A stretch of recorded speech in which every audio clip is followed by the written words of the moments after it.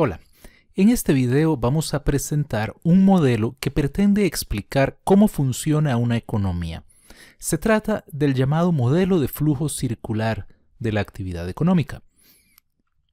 Para ilustrarlo vamos a utilizar el mismo ejemplo que hemos venido empleando en videos anteriores acerca de esta isla en la cual contamos con una serie de recursos tales como la tierra, donde se desarrollan una serie de actividades agrícolas, pero también existe el capital que permite desarrollar, por ejemplo, actividades industriales, y existe, por ejemplo, también mano de obra.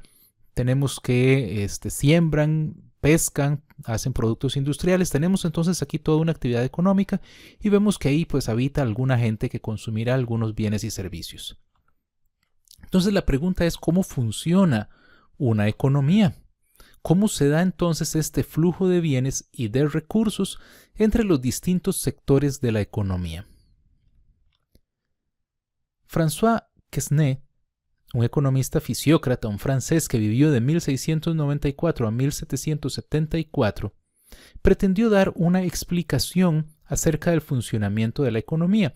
Él formuló un modelo llamado tableau économique o cuadro económico, en el que mostraba la interacción entre tres clases sociales.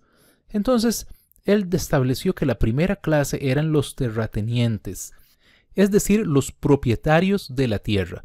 Esto incluye entonces a los aristócratas y al alto clero. Un segundo grupo consistía en los trabajadores estériles, que eran los artesanos y los mercaderes. En un video anterior mencionamos un poco más acerca de el pensamiento fisiócrata, de acuerdo con el cual básicamente las actividades productivas se limitaban al agro y no incluían entonces la industria, la manufactura, no incluía el comercio. Entonces, bueno, vemos en la isla cómo entonces hay industrias también, habrán algunos comerciantes. Y este grupo para este modelo entonces son trabajadores estériles, o sea, no generan un excedente, su producción toma unos insumos y no genera un valor adicional. Y luego tenemos los trabajadores productivos, que son básicamente los agricultores, los ganaderos, los pescadores, que en este modelo entonces eran los que iban a generar algún tipo de excedente. Bueno, entonces básicamente así se veía este modelo. Eran una serie de líneas que empezaban a mostrar entonces las interacciones bajo algunos supuestos y bajo algunos números que se habían establecido. Entonces en este tableau économique se prevé un flujo de mercancías de acuerdo con un esquema que fue basado en la circulación sanguínea. Quesnay también era médico. Entonces básicamente hizo como una semejanza entre la circulación sanguínea y el funcionamiento de la economía. Se trata entonces de un modelo de equilibrio, lo cual fue un aporte importante para esa época. Era además una economía cerrada, o sea, no tenía interacción con otras economías y no se hizo distinción entre factores productivos y bienes producidos. Esa fue una limitación importante también.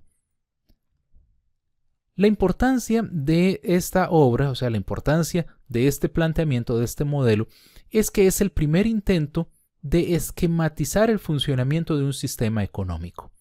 Fue entonces un aporte relevante que este economista hizo.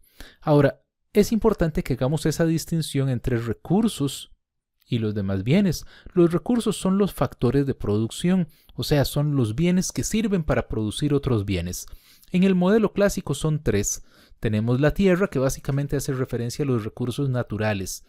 En el caso de esta isla tendremos entonces tierra, tendremos el mar, tenemos entonces que hay árboles, que hay palmeras, que hay entonces siembros. Todo esto entonces es básicamente este recurso tierra.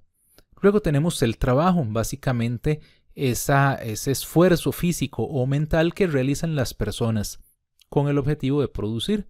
Entonces tenemos pues que hay trabajadores que trabajan en el agro, trabajadores que laboran en la industria o que laboran en la pesca o en cualquier otro servicio. Y finalmente tenemos el capital. El capital se refiere a bienes que han sido producidos por el mismo ser humano.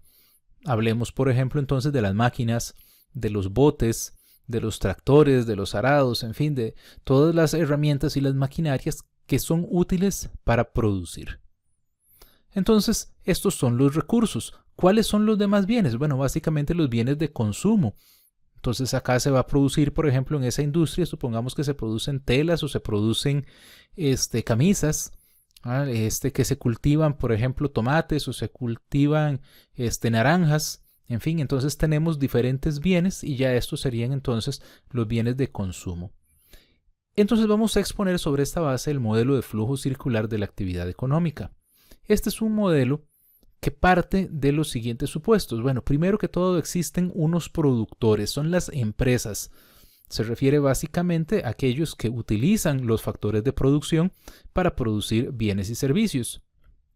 Y por otro lado tenemos los consumidores. Los consumidores son básicamente las familias, las personas que por un lado van a trabajar en esas empresas, van a recibir una remuneración y son personas que aquí necesitan satisfacer sus necesidades y entonces van a demandar diferentes bienes y servicios.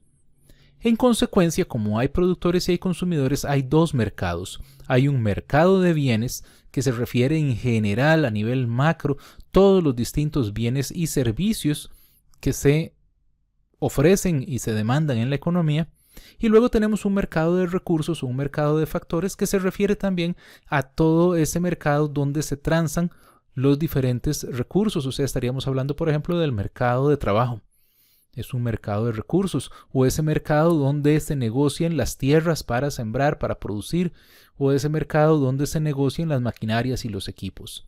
Mientras que el mercado de bienes ya estaríamos hablando de los bienes producidos, de los bienes finales. Entonces tenemos que estos productores elaboran bienes, producen bienes que los ofrecen en el mercado de bienes y servicios, donde son adquiridos por los consumidores, son comprados por los consumidores.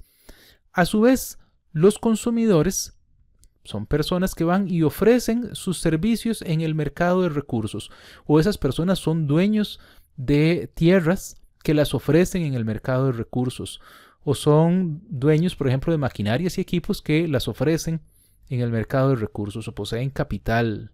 Entonces, ahí son adquiridos por los productores y hablamos entonces de recursos comprados. Todo este flujo que estamos haciendo en azul se refiere a lo que llamamos un flujo real.